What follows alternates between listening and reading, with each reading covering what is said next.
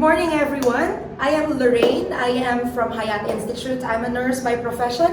I'm an EMT by practice, and Hayat Institute is a private business on the side. So thank you so much to Ms. Rachel and the organizing team for inviting us to give you some insights on infection prevention and control. We touch everything with our hands, and we don't know what we're touching.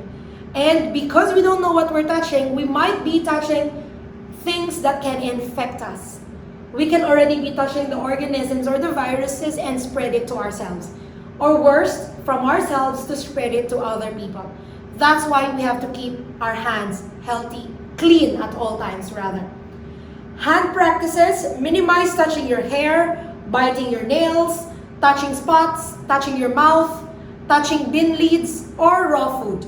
These sites may be contaminated by germs, therefore, wash your hands. Think about what you do and what you touch. Some video studies have shown people who frequently touch things unnecessarily. Sometimes when we're stressed in the office, we just juggle and play with the pens or with a squeegee ball that has been passed from one person to the other. And we don't know that even that squeegee ball is therapeutic for us because we're so stressed. It will release us of tension, but that squeegee ball can actually be contaminated. Optimize workflow by minimizing touch actions. Remember, the more you touch, the more likely you are going to cross-contaminate. I know, most of us, before the coronavirus, we have not thought that it's that easy to spread it. But then magic, it became a pandemic. It spreads just like that. So, what are the things that you have to ask yourself before hand washing? What am I about to do? What have I just done? What type of hand wash do I need to use? What product? How often do I need to do it? Is there a known infection present? How susceptible is the individual? Well, if you've come in contact with a person, even if you don't ask these questions, you just treat your hands as something that can touch infections and that can transfer infections. So might as well just do your hand washing. This is when the 4 moments of hand hygiene comes in. This is by WHO. If you're a healthcare provider, you have to wash your hands before touching a patient. You have to wash your hands before clean or antiseptic procedure, after body fluid exposure risk, after touching a patient, or after touching patient surroundings. Well, you don't need to be a medical practitioner to use this hand hygiene moments. Before you touch another person, wash your hands. Before you touch your child, your wife, your husband, or your aunt, your mother, wash your hands. Before you're going to go and clean, or rather, before you go to cook or do any procedure in the home, wash your hands. After you use the bathroom, wash your hands.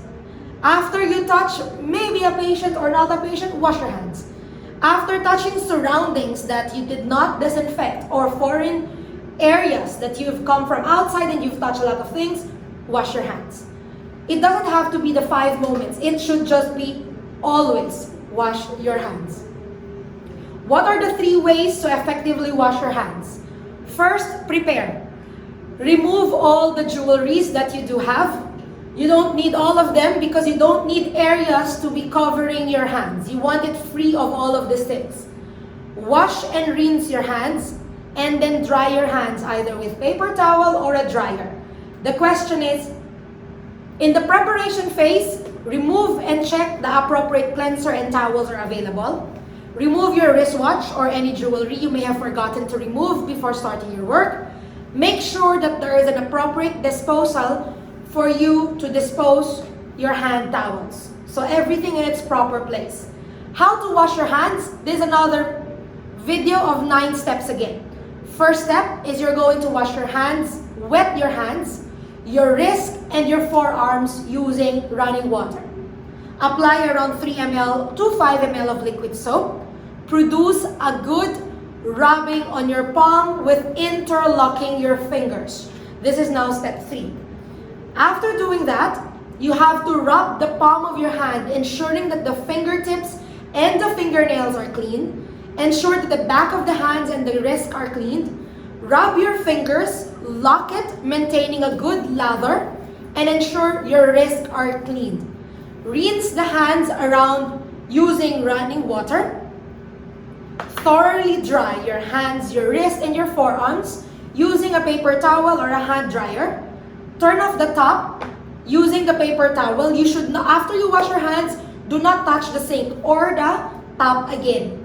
And dispose of the paper towel without touching the waste bin. Now your hands are clean, you should not be touching any other surfaces anymore.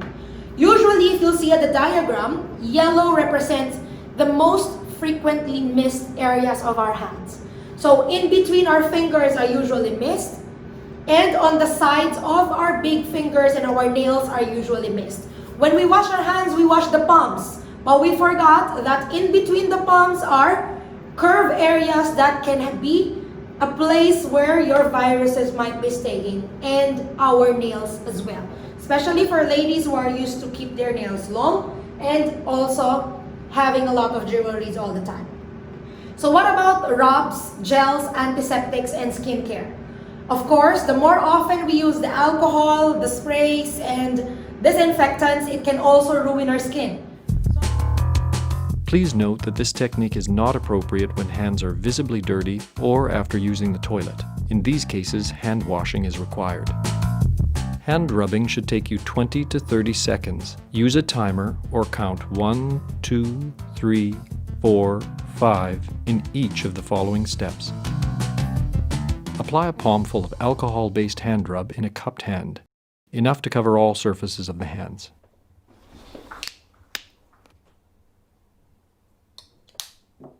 Rub hands palm to palm, then rub right palm over the back of left hand with interlaced fingers, and vice versa.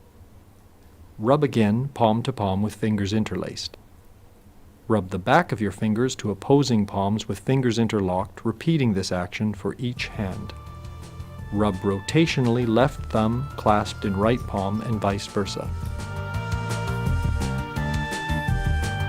To clean the tips of your fingers, rub rotationally backwards and forwards with clasped fingers of right hand in left palm and vice versa.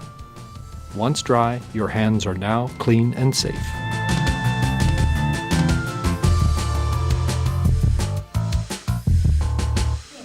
So when decontaminating hands using an alcohol rub, hands should be free of dirt and organic material. The hand rub solution must come into contact with all surfaces of the hand. There must be rubbed together vigorously, paying attention to the tips of the fingers, the thumb, the areas between the fingers, and until the solution has evaporated and the hands are dry. So the same motion that we have done for hand washing with water, we should also rub the surfaces of our hand in between the fingers, the fingernails, the thumb, and at least our wrist, and let it dry. Alcohol hand-based rubs can be used between hand washing if hands are clean.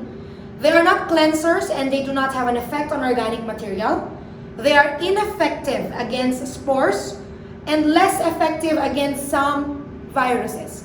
Yes, they can help you for some time, but alcohol-based rubs are not as effective as your hand washing. If hands are contaminated, they should be washed prior to using alcohol-based rubs.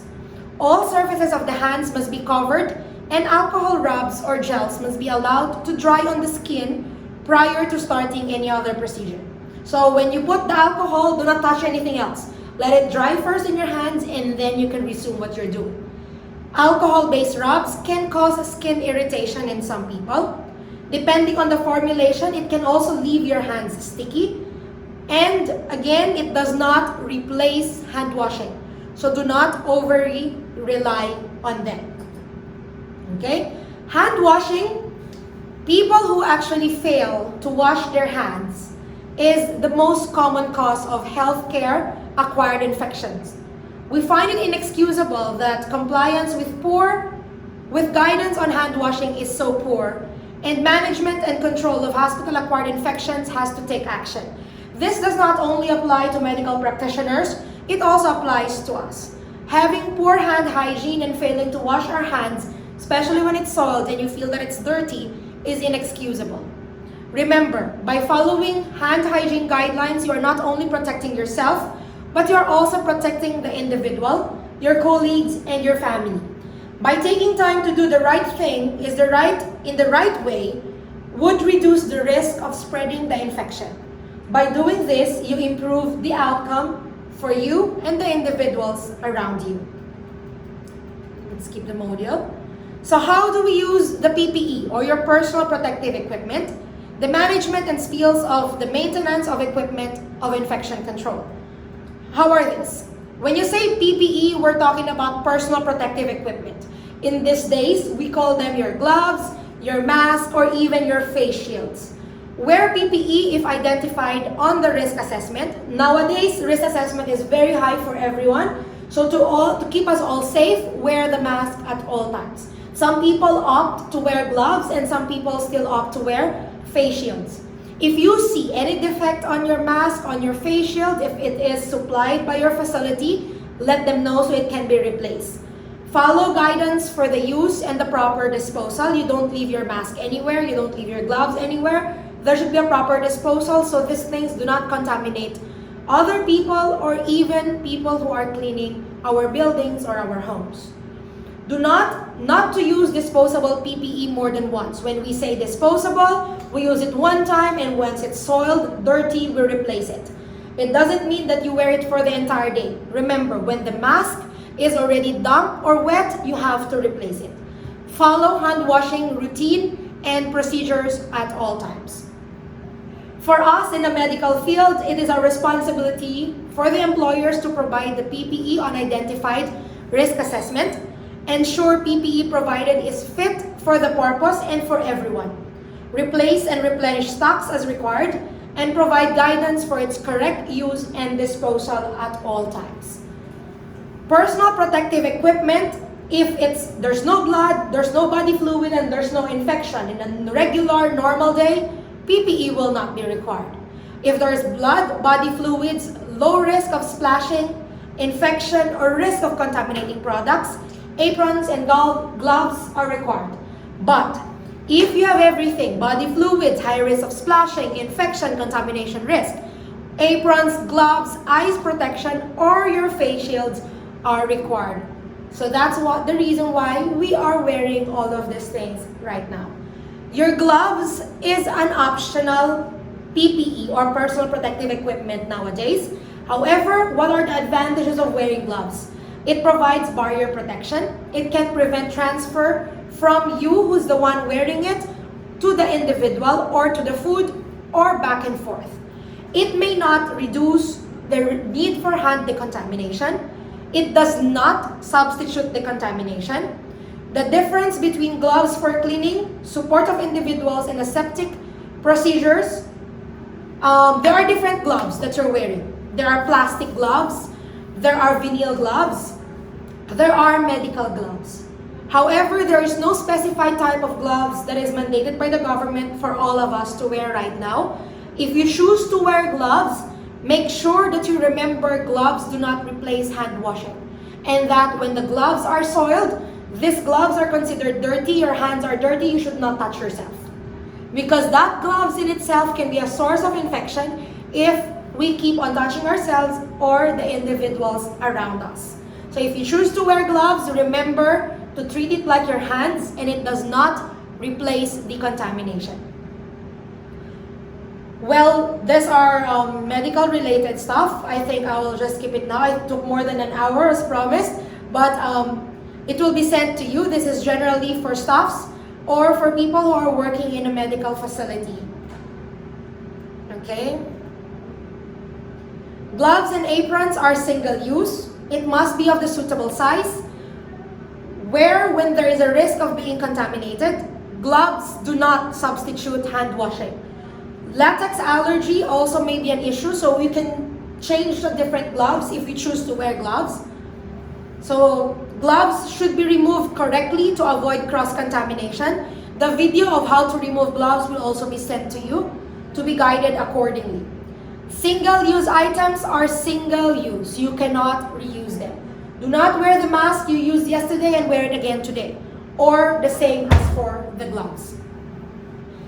Cleaning and disinfection, in the diagram, you will see what cleaning and disinfecting means. Cleaning is just removing the large and dirt particles It's just taking it away. But disinfecting is actually not just focusing on the dirt and the particles. Disinfecting is focusing on the microorganisms that are causing the infection for us. So regular cleaning of our offices nowadays are not enough. Regular disinfection has to be done. You can have a disinfection orientation within the company in itself and learn how to properly disinfect, or you can get a third-party company to do the disinfection regularly, especially nowadays.